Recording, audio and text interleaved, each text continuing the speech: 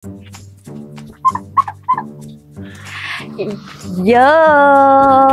Yok. Rajinnya Yok membasuh. Tak adalah. Ni pasal dah lama sangat tak basuh. Kotor sangat. Itu Yok basuh tu. Oh, Yok tengah buat apa? Kan dah tegur tadi. Basuh mentokar lah.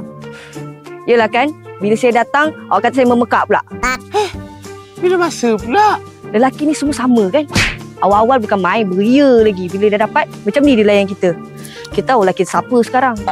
Apakah halnya ni?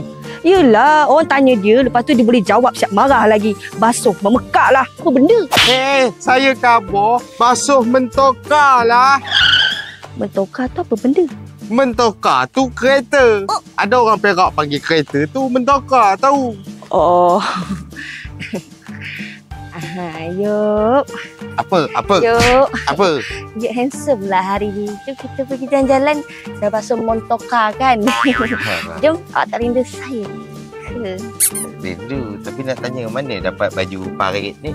Paris lah.